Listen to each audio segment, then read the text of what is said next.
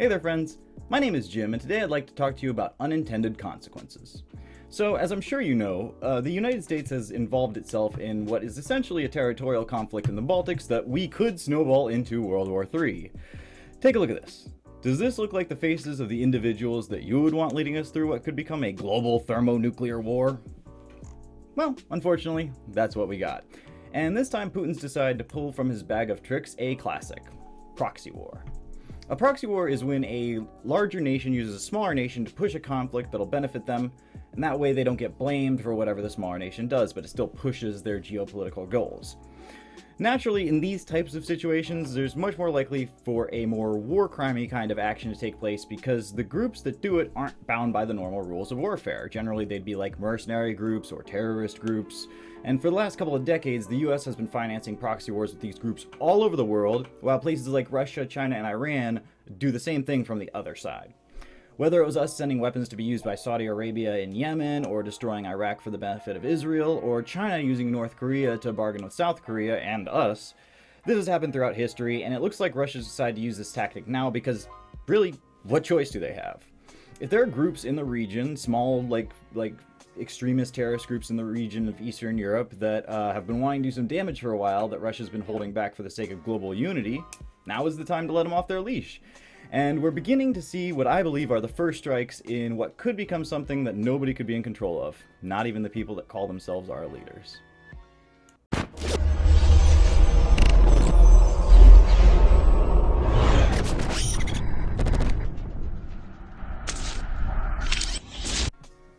So before we get started, I want to remind you that you guys are how these stories get out. My channel is a tiny channel, and I can't have much of an impact without you clicking on the link, copying it, and sending it to a friend.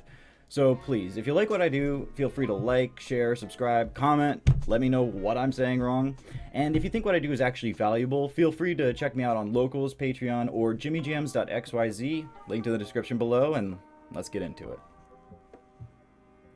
So, in the history books, this will probably be written about as the first conflict between major nuclear superpowers since the Cold War, and for some reason Western leadership seems to think that if they don't send in actual soldiers, they won't be considered combatants, regardless of how much material support they've given to Ukraine.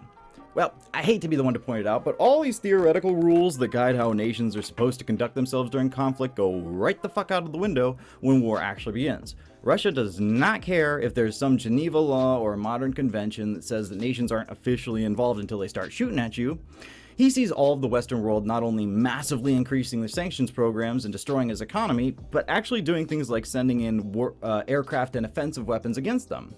Poland, who I would like to remind you is a NATO member, was planning on sending its entire stock of 28 MiG-29 fighter jets into Ukraine via Germany. Luckily, cooler heads prevailed this time, as this probably would have been seen as NATO officially becoming combatants, which would trigger Article 5, meaning every single country that is signed on to NATO would have to start fighting Russia, including the United States. Just the other day, Russia said that any US forces bringing in equipment would be considered targets by the Kremlin. The Twitter armchair generals keep crowing about how we need to help them more, send them more weapons, help open up a no-fly zone into the skies of Ukraine, but they don't seem to think further than one move ahead, as if Russia won't see that as us becoming involved in the war and thus retaliating. Well, it looks like that may have actually happened. Now, not directly from Russia, because Putin knows better. Like in the Euromaidan conflict and the following Crimean problem, Russia was sending out troops without any identifying marks on them and claiming they were rogue militia. And in the same way this time, he knows that if he were to attack Western forces himself, he would get completely annihilated. However, if he uses proxy forces like he did back then, it can add a level of uncertainty that leaves the Western powers unable to blame them directly. To that point, the other night there was an attack on the US consulate in Iraq that killed 7 Mossad officers and wounded a bunch more, and it's currently being credited to the great nation of Iran. Looks like even with the ceasefires happening and the possibility of Zelensky negotiating, we may still fall ass backwards into World War III. Now, Iranian news sites like Tasnim News claims that these attacks were retaliatory strikes for the US killing of Qasem Soleimani, the Islamic Revolutionary Guard Corps' glorified leader. But seeing as that was way the fuck back in January 2020, we can put that squarely in the basket of excuse. The real reason is probably that Iran is already as sanctioned by the West as possible, and all Putin had to do was grease a few palms and ignite the anger that the US regime for them, ignite the anger that Iran has against the US regime for them to start an attack that'll distract our forces from the conflict in Eastern Europe. These attacks will probably continue and get more deadly as the war goes on in order to spread our forces as thin as possible to avert us from continuing to coordinate to hurt Putin. And coordinate we are. Just today, Zelensky made another impassioned plea in front of the United States to close the skies of Ukraine with a no-fly zone. If you didn't know, that would mean the next time a Russian plane flies into Ukrainian airspace, which at this point we can't even really call Ukraine airspace, it's more contested airspace, well, it would have to be blown out of the skies. Now, nobody can imagine exactly what would happen, how that situation would shake out next, but if you think there's a way out of it without nukes flying through the air, you are more creative than I am. Biden responded with his usual senility, but luckily enough for us, there's still enough of a brain in his head to avoid global thermonuclear war for now. However, what he did was still enough to earn the anger of Putin, pledging a further $800 million to a total of a tune of $13.6 billion aid package to Ukraine. I don't know how you can justify that when places like Flint still don't have clean water, but also how can this possibly not be seen by the Kremlin as us getting directly involved? I don't know. And Putin wasn't one to miss words either. In his latest speech he said, quote, "We are again seeing, again and again, that the Kiev regime, for which its Western masters have set the task of creating an aggressive anti-Russia, is indifferent to the fate of the people of Ukraine themselves. It is also obvious that the Western handlers are simply pushing the Kiev authorities to continue the bloodshed. They are supplied with more and more weaponry batches, they are provided with intelligence, they also receive other assistance, including military advisors and mercenaries, like those Redditors that got blown up. And I hope you don't think the only strike America will take before this ends is a few cruise missiles lobbed at not even at, but near one of our bases. The idea that a citizen of the Western governments have unimpeachable security is going to be stretched to the breaking point in the coming days and weeks as we continue poking the bear.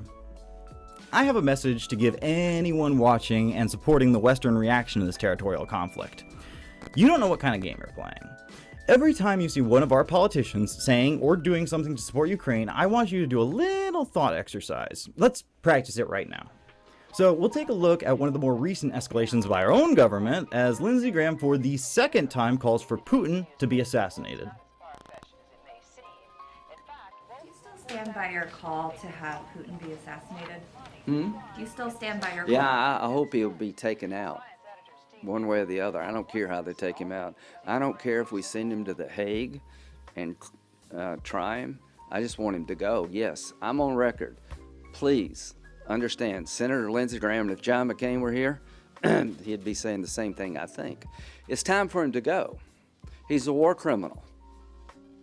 Now, instead of doing what these media manipulators want you to do and fervently worshiping at the altar of our state power, let's actually consider what this means. Imagine if Mexico were to claim Los Angeles and Arizona, and as America was fighting and soldiers were dying in the attempt to reclaim our territory, Russian politicians started calling for our president to be murdered. You know, this is fun, let's keep going. So then, I guess Russia would call on the European Union and every international business to start boycotting and sanctioning us. Suddenly, MasterCard and Visa cuts everybody off. You can no longer pay your bills, so you go onto Facebook to see if this is happening to everybody, and a message pops up. Due to the ongoing invasion of Mexico by your leaders, we will no longer be able to provide you with our services. We apologize for any inconvenience.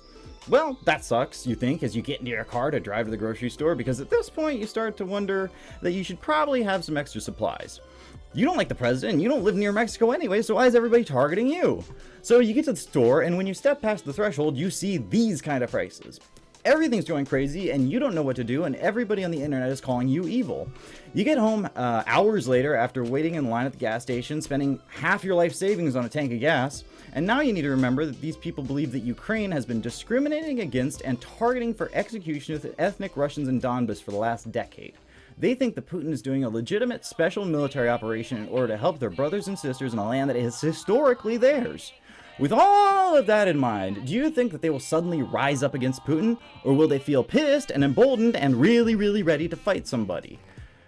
Maybe here in America, the propaganda has castrated us so thoroughly that we wouldn't actually stand up in that scenario, but nationalism is not a dirty word in Russia. Tolerance is. Seriously, the refrain from the people saying that sanctions are a good move is that it'll push the average Russian to be anti-Putin. But why would the average Russian think that when they're reading articles about how more than a third of US citizens would be comfortable with nuclear war over Ukraine? Like this from Microsoft News. A third of Americans would risk nuclear war with Russia over Ukraine. Poll. a third of Americans favor U.S. military action in Ukraine, even if it risks a nuclear confrontation with Russia, according to a new survey conducted by the Pew Research Center. The survey found 35% of Americans supported the U.S. taking military action, quote, even if it risks a nuclear conflict with Russia, unquote, while 62% were opposed to the idea. And thank you for that 62%, but I would like to point out this is why democracy is dumb. Because all of a sudden, if 51% were okay with it, would that mean that it's good to go over to war in Ukraine? No. The Russian invasion of Ukraine has entered its third week, and President Joe Biden has repeatedly said U.S. troops will not be involved in the fighting. NATO has also ruled out imposing a no-fly zone over Ukraine because of concerns about a direct confrontation with Russian forces, and that is good. It's good that these people's heads are on straight for now, but we've seen before how things like this can change on a dime, so keep your eye on that. The Pew Research Center survey found that similar numbers of Republicans and Democrats favored U.S. military action, with 36% of Republicans and 35% of Democrats supporting it. Russia is a nuclear power, and UN Secretary General Antonio Guterres warned on Monday that nuclear conflict was, quote, now back within the realm of possibility, unquote, after Russian President Vladimir Putin raised the alert level of his country's nuclear forces in February. Days after Russia's initial attack on Ukraine, Putin placed Russia's nuclear forces on alert, citing aggressive statements from the West. The Biden administration criticized the decision. The Pew Research Center also found broad bipartisan support for how the U.S. has been working with international allies to respond to the Russian invasion, as 73% of respondents in the Republican/lean Republican category and 85% in the Democrat/lean Democrat category said it was the right approach. Now, I would really like to point out that over these last, 20 years that I've been raised, everybody and their grandma has been saying that, oh, well, if I had been around when the Iraq War was being thought about, I would have voted against it, or I was, against it. I knew that was going to be bad. And all of a sudden, now that they start lying us into war again, giving us another dictator that we need to go after, another war that we need to fight full of a whole bunch of other people that has nothing to do with U.S. or U.S. security. 73% of Republicans and 85% of Democrats, really, guys? Really, you think this is the smart move to make? Well, guess what? You're about to be lied into war again, and in 20 years, you're going to say, I was against it, but everybody's going to know that you liked licking Zelensky's dick that whole time. And I have to say, it's fucking ridiculous. A large number of Americans, both Democrats and Republicans, seem to think that Ukrainian territorial integrity is worth destroying all life on the planet. Which really just goes to show how powerful the media machine is. Remember back to February 1st? Remember what the news looked like? All COVID, all the time. Delta had came and went, and now was the age of Omicron. Remember, they were talking about giving out free masks and tests, and how this winter was supposed to be a winter of severe illness and death for you, your families, and the hospitals you're about to overwhelm. They were doubling down on SARS-CoV-2 and digging in their heels on lockdowns. Canada was in the middle of the biggest, most influential protest in the tiny history of its country, and others were being planned all around the globe. Then, suddenly, as if on cue, poof, it all stopped. Overnight, the NPCs were given their new coding and their memory was wiped, leaving room only for a fanatic feeling of pride and nationalism for Ukraine, a country they couldn't even point out on a map days before. And this is really, really what I want people to realize. This is what I have my channel for. This is why I do these videos. The vast majority of people around you do not think for themselves. They have no inner monologue, and they unironically believe the media is not controlled by the corrupt powers that be. Somehow, a lot of people are under the delusion that the only reason all of the Western propagandist news networks sound the same is because they're telling the truth. They see the state media label on Russia Today or CGTN and think, how could these people believe this state propaganda? Well, they listen to NPR and CNN. In the last week, all of those social media giants have been doing their damnedest to make sure that you in the so-called free world are completely unable to access RT. Why is that? Because they give people a version of news that's slanted towards Russia? Of fucking course they do. They are called Russia Today. So the way I figure it, there can only be two reasons for this type of censorship. One, they want to take a genuine principled stance against media sources that are state affiliated, which is total bullshit because there's a bunch of state affiliated media sources we consider trustworthy, like NPR, BBC, Al Jazeera. Hell, CNN and Fox News were both paid by the government to give positive coverage of the coronavirus vaccine, and being paid by the government is pretty much the definition of being state-sponsored. I think it's fair to say at this point that if you turn the TV on to a news station, it's more likely to be state-sponsored than not. So then I suppose it's number two, which is that they want you to see their propaganda and only their propaganda. We're fighting a battle that's not about the principles or the most efficient tax rates, but concerning the actual reality about the world around us. It's more of a info war, if you will, and they're finally starting to lose. This war is nothing new, just like the New World Order is nothing new. Now, they've been in charge and pushing their same old schemes for a long time now, depending on how far down the rabbit hole you want to go. These same people have been pushing us into war in order to cover up for whatever financial crimes or disasters that they want to avoid since the beginning of time, but now we have the internet. Like the printing press before it, people are able to use this technology to take control away from them, and just like back then, they don't like it. They'll try their best to only give you one side of the narrative, but we finally have a way to circumvent them completely. The end game is coming, guys. Be ready. Peace.